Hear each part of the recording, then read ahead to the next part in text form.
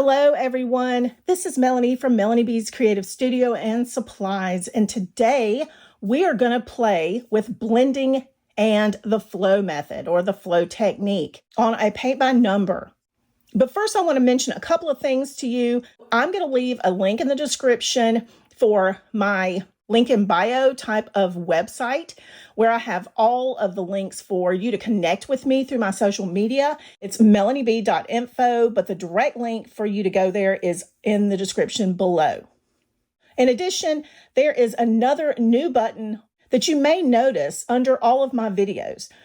And it is this little thanks button here right below the title of every video. If you like the content that I have been providing you or that you see today, that is where you can leave me a little monetary contribution that helps contribute to my channel. The money that is donated through that button will help me keep my channel alive by allowing me to purchase the kits that you see me bring to you, the products, the equipment that I use when I need to upgrade. But it also helps me on a personal level so that my husband continues to be supportive of my YouTube channel.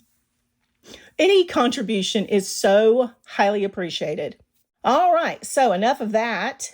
About 1.5 years ago, I brought to you the flow method or the flow technique. Since that time, I've had a lot of requests about how to blend using the flow method. I pulled a kit out today that I had brought to you a couple of years ago on a Shipper Sunday, and this one is called Exotic Flower Dreams. It is gorgeous.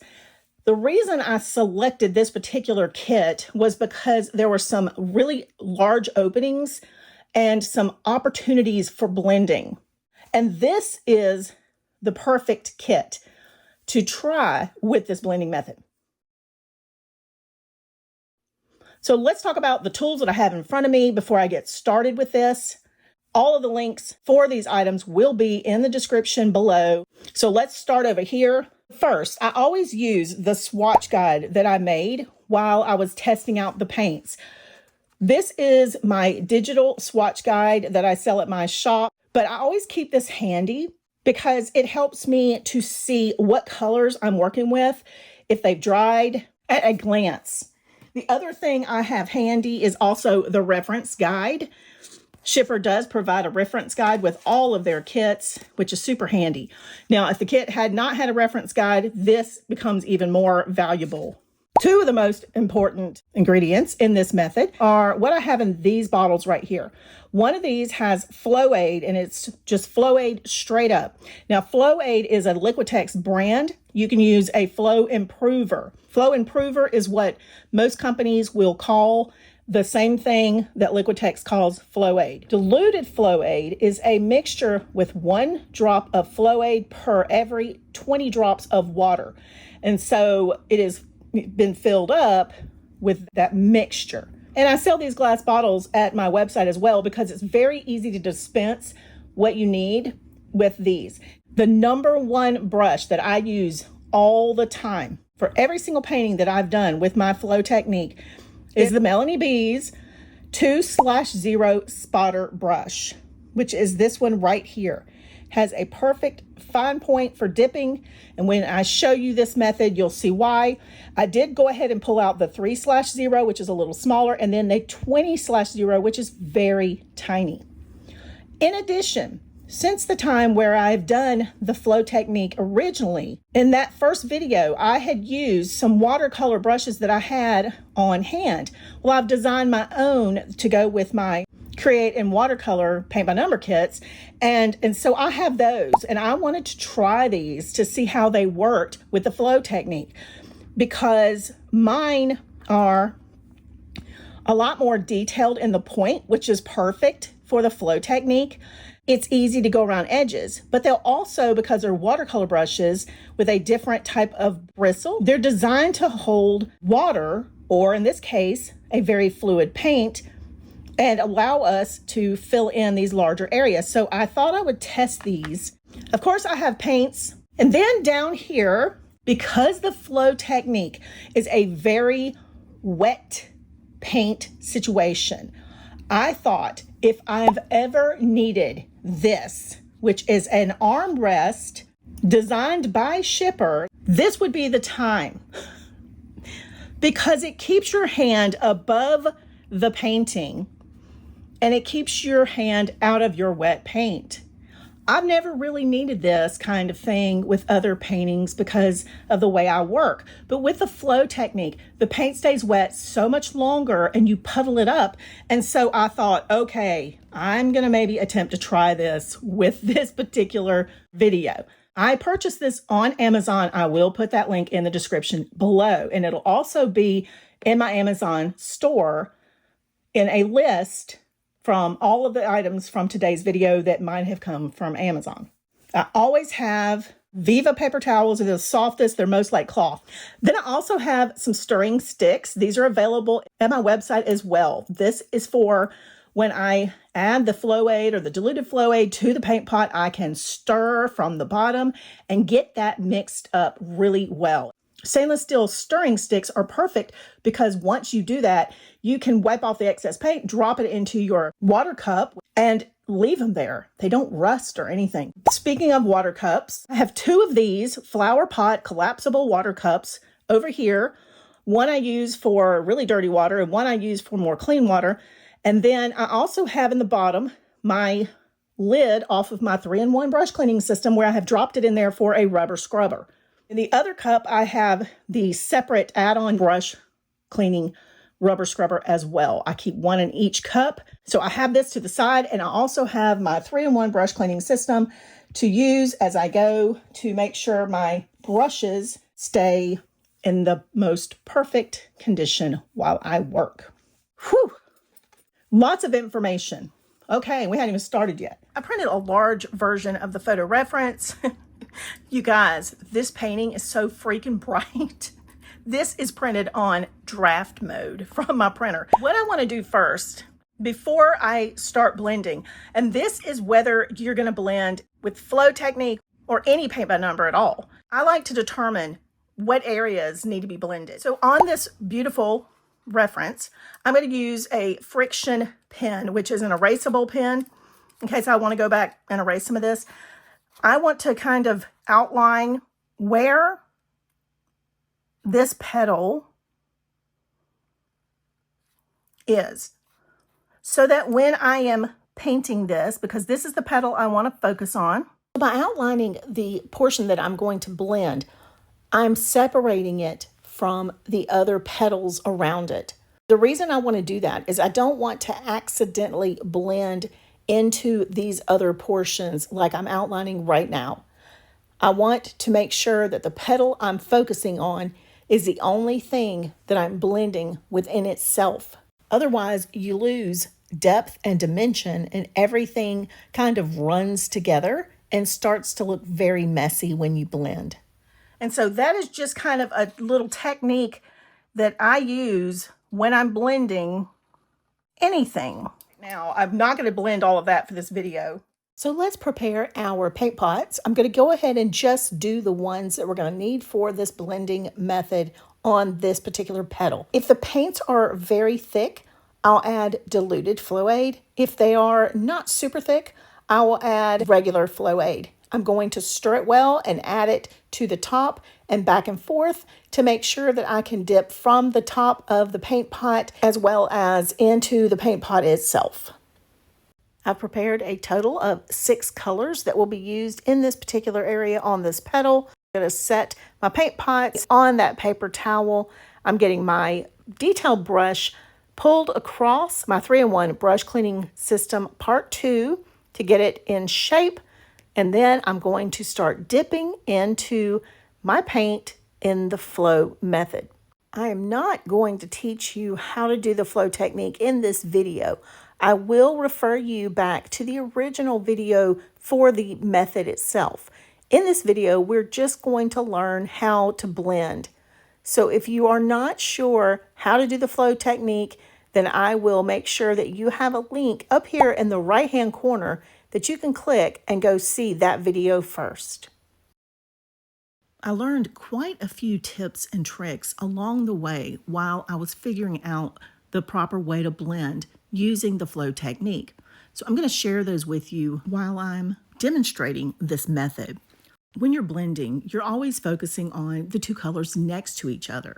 In this case, I wasn't really thinking about color theory. And the two colors that I have next to each other are kind of a purplish pink and a yellow. In color theory, we know, or at least I know, that when you mix purple and yellow, you get a muddy brown. So when I went to blend these, which I'll explain in a minute what I'm doing, these became kind of muddy. They didn't blend well. So I would have been better off to really not blend these two colors. But they ended up looking okay in the end. Okay, so let's talk flow method blending. You want to make sure that the two colors that are next to each other are very wet when you go to mix them together. So as you puddle up the colors, even though this is thick, wet paint, it will dry surprisingly quickly, especially if you have a bright light or a warm room. So you want to work very quickly between the two colors. You may find yourself adding more of a layer on one color or another to make sure that it still has wet paint in order to keep working with it and making the two mesh together. For example, I've put down a thick layer of this red, and I want to blend it in with that purplish pink that I had originally put down. But the purple pink has kind of dried some. So I'm going to add a little bit of the purple pink, and while that red is still wet, I'm going to start co-mingling those two colors. Now, while that red is wet, I'm going in with number 8, which is a deep pink. And I'm going to start adding a thick layer of that right up against this red. In order for me to blend into that number 8 pink section, I really need to fill in that entire area. So I'm going to go ahead and do the flow method, filling it in with all the paint it needs as quickly as I can. Now I'm picking up one of those watercolor brushes. Ooh, and it really worked well. This is the size 4, and it picked up a lot of paint. It's going to allow me to fill that space in pretty quickly. Now I've picked up that deep purple pink, and I'm going right up along the edge of where I just put in the number 8, and I'm tapping it back on just enough to where number 8 with that hot pink and the deep purple pink are going to start kind of mingling together. Now, a trick I figured out was to pick up a tiny drop of plain water and tap it right along where those two colors meet, and then gently pull them back and forth until I got them exactly where I wanted them. Too much water would wash them out and make them too transparent, just as you would expect, but a little bit of water made them so easy to blend. It was magical. So while number 8 is still wet and I've just had that blended, I'm going in with the color that is touching up against it, which looks like number 9. And I'm going to go ahead and start filling in that section. I'm going to continue to do this same method. Obviously, some of the areas will start to dry before I get the paint up against them. And so that's when I'll pick up the correct paint color and add a little more along the edge. Let's just say, for example, number 8 might have dried over here on this left side. I'll pick up a little bit of number 8, add it around that edge like I'm doing right here, and get it a little bit wet again. Then I'll go in with a touch of water and blend those two colors together where 9 and 8 meet, and get a very smooth transition back and forth. At the end, you're going to see how these melded together and created a very beautiful blend.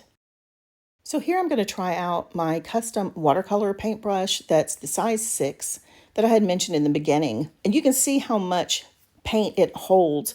Now I do constantly pick up more paint when I'm doing the flow method. That is just a standard procedure when you are working with this technique. I want to make sure I'm constantly keeping a consistent puddle going. So you're going to be constantly picking up paint. One thing about this method, you will use a ton of paint. Whether you're blending, whether you are just painting with this or not, there's going to be a lot of paint used. You may end up needing spare paint from shipper. They do have a spare paint department, and I'm not going to say it's free unless you receive a kit with spilled paint. You may end up having to purchase that. But regardless, I love the method of the flow technique because of the little bit of raised dimension that you get in the end. And I love something is so satisfying about this. Back to what I'm doing here. Basically, I'm just putting down the regular flow method. Now, you'll notice I just did it around the edges here so that I could go in and do the blending. I put down number 5 in just that one section, and now I'm going in with number 7. So we have the red, and then we have this really pretty bright pink. I'm going to go right up along that edge with a clean brush and a tiny bit of water. Again, with just the right amount of water, it blends beautifully. But now remember, these are watercolor brushes. This time I picked up way too much water. And so you have to remember to tap your brush off on a paper towel to get off excess water. I ended up using what was on my brush and just went ahead and blended that out. But when it dried, it left it a little more transparent than I wanted. So I ended up having to go back over that area and add a little bit more paint. In the section I'm working in now, however, you can see it is really helping to blend that out beautifully. I will also go back and pick up a little bit of the pink, a little bit of the red. I'm also tapping off excess paint on the paper towel. So if I get too much red going into the pink, I'll tap it off on the paper towel. If I get too much pink going into the red, I'll tap it off on the paper towel. And so it's much like my other blending videos where I've explained how you want the two to mingle together. You don't want it to be too much of one color in a section. So here I'm going to pick up just the pink and start finishing out the other section of this petal. I do have 2 small portions of a number 3, which is a yellow, here in this area of the petal that I'm going to have to blend. So I'm going to go ahead and just put down this pink and get it good and wet right around the edges where the yellow is going to go. All right, so I've picked up that yellow, and I'm still using the number 6 brush, which is a pretty large brush for this very small opening.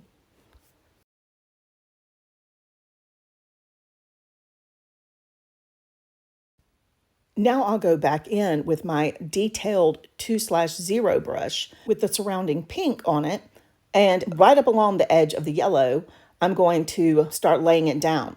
And you'll notice I'm just going right into the yellow with that.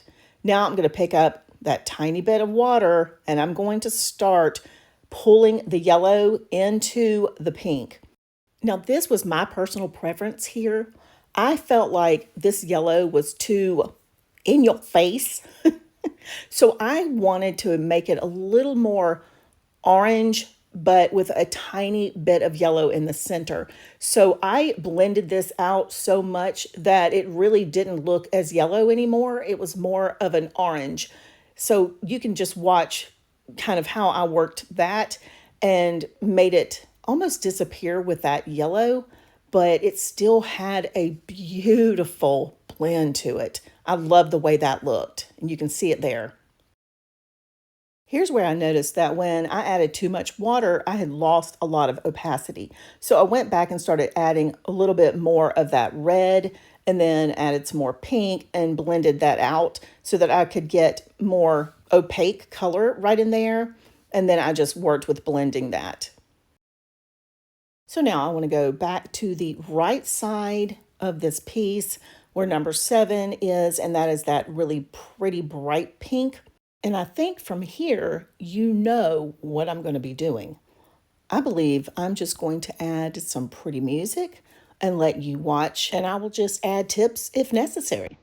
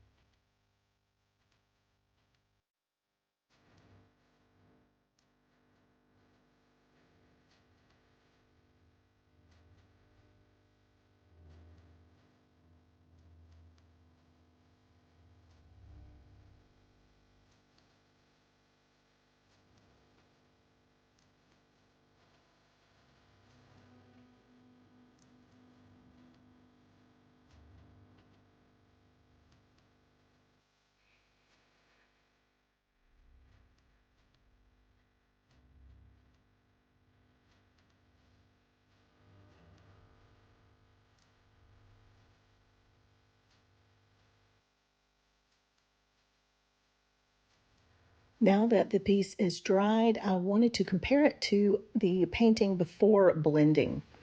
It's not as easy to see in this lighting because of the way the light bounced off. So I'm going to show you a different view. But I want you to see how absolutely gorgeous this piece is after blending. Remember, the flow method works just as beautifully with canvas, paint by number kits, and regular paints. Although they're not as fluid, you can add Flow Aid or a flow improver to the paints to make them work with this method. Shipper paintings don't necessarily need to be blended because of the way they're designed, but on their paintings with large openings like this, you can see how it works really nicely. I hope this method has shown you how easy it is to blend using the flow method for those of you who really like to use this technique. I did end up going back off screen and finishing up more of this petal just to really practice this method a little bit more. And you can see how absolutely stunning this is when it's blended. I really achieved a lot of depth and dimension. And I know this photo right here, there's a lot of light reflecting because shipper paints are glossy to satin finished, but you can see some of the raised area where the flow technique adds that three-dimensional texture and makes this petal look so realistic. I'm obsessed with this method right now. If you enjoyed what you learned in today's video, please hit that super thanks button and be sure to leave me a special comment with your contribution. If you're unable to leave a super thanks right now, that's okay. Don't forget to subscribe to my channel, like this video, comment, and share because every little bit of that helps support my channel and I always appreciate it. Thank you guys as always for watching. I'll see you back soon.